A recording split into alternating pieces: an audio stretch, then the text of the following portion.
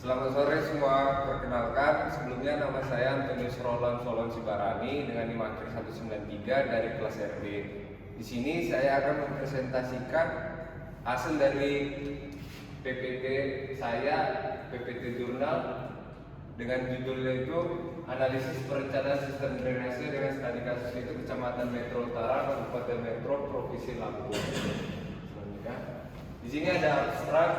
Dalam abstrak ini dijelaskan bahwa sistem drainase adalah rangkaian kegiatan yang membentuk upaya pengaliran air, baik air permukaan air permukaan atau limpasan atau runoff maupun air tanah underground water dari suatu daerah atau kawasan. Sistem drainase merupakan bagian penting dalam suatu kawasan perumahan. Kawasan perumahan yang tertata dengan baik haruslah juga diikuti dengan penataan sistem drainase yang berfungsi untuk mengurangi atau membuang kelebihan air dari suatu kawasan sehingga tidak menimbulkan genangan air yang dapat mengganggu aktivitas masyarakat, bahkan dapat menimbulkan kerugian sosial ekonomi terutama yang menyangkut aspek-aspek kesehatan lingkungan pemukiman. Pada sistem drainase ini, desain saluran drainase yang digunakan berbentuk persegi dengan jenis saluran yang berbeda-beda. Jenis saluran yang digunakan mencakup saluran tersier, saluran sekunder, dan primer. Perencanaan desain saluran pada penelitian ini mulanya menghitung nilai intensitas hujan terlebih dahulu dengan menggunakan metode rasional sehingga didapatkan nilai debit saluran dengan nilai koefisien limpasan rata-rata atau C sesuai dengan daerah tangkapan air DTA yang berbeda-beda. Hasil perhitungan dari debit saluran yang diperoleh menjadi acuan menentukan dimensi saluran dengan perencanaan nilai debit saluran atau Q saluran harus lebih rendah dibandingkan debit rencana atau Q rencana.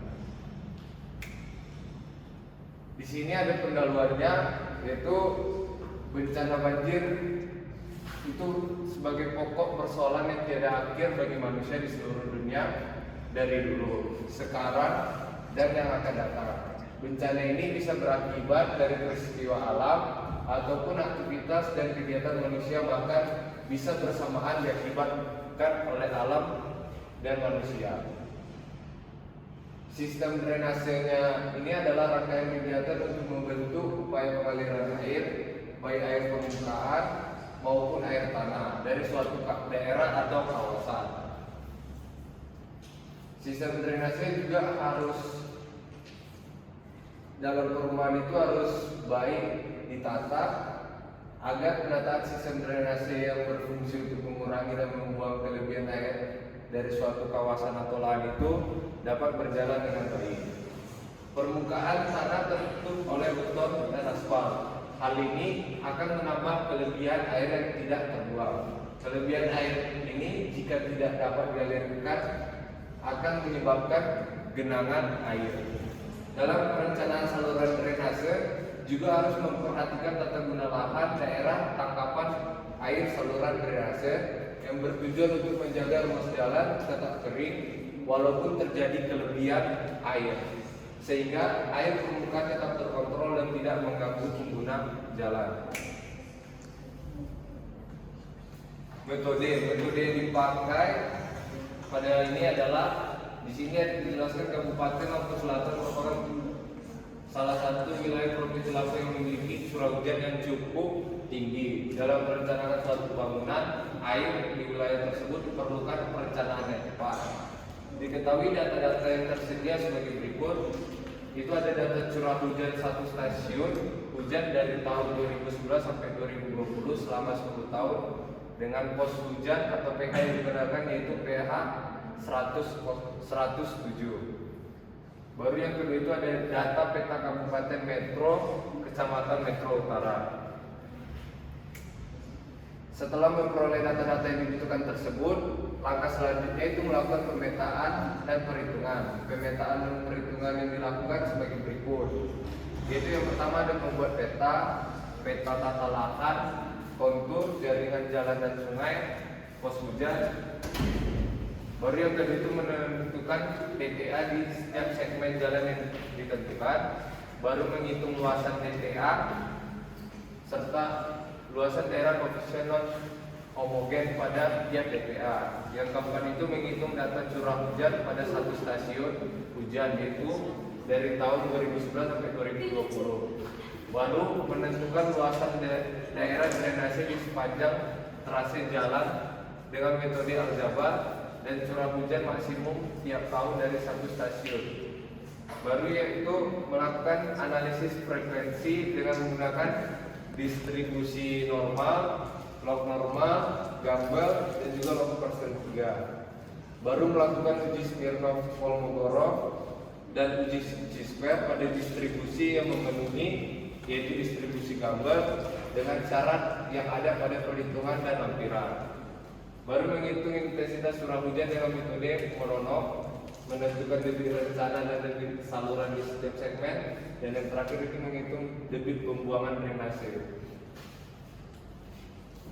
Di sini ada diagram layarnya. Itu dimulai dari mengambil wilayah DTA, baru pengumpulan data curah hujan, mencari nilai maksimum curah hujan harian stasiun, menentukan nilai XI maksimal dan XT rata-rata dengan metode aljabar. Habis itu ada analisis frekuensi, ada normal, gambel, log personal, log normal sama log persen 3. Baru penentuan sebaran distribusi juga memenuhi, dilanjut dengan uji kecocokan T-square dan Smirnov-Kolmogorov. Baru kita mencari intensitas metode Mononov, baru mencari debit rencana, debit saluran. Nah, itu debit saluran itu harus lebih besar dari debit rencana. Jika memenuhi, baru kita menentukan DED-nya atau detail engineering design. Baru selesai.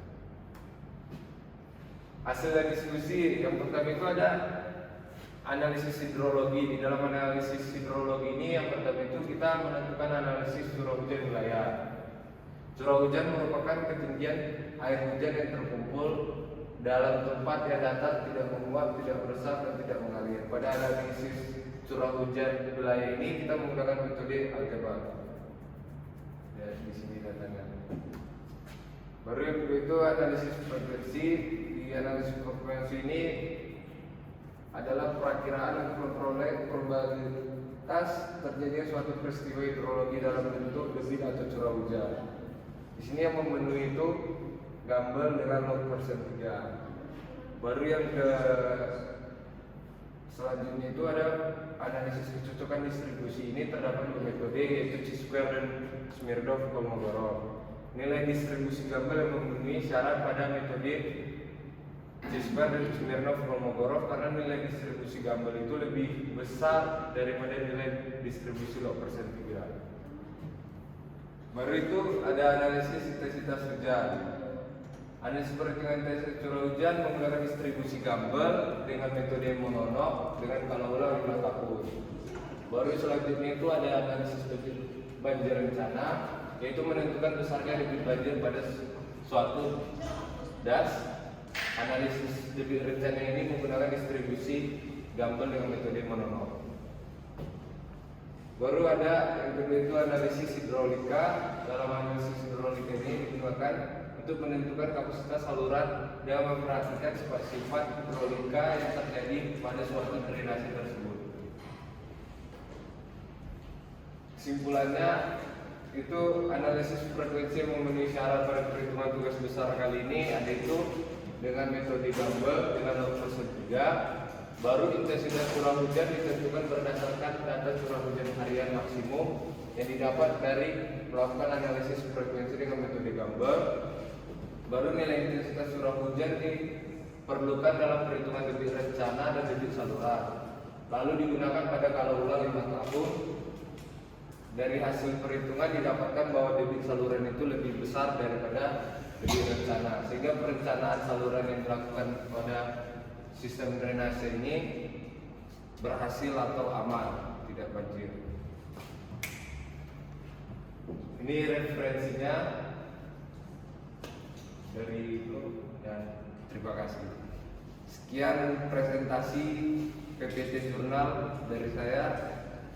Bila ada kesalahan kata atau yang lainnya, saya mohon maaf. Terima kasih.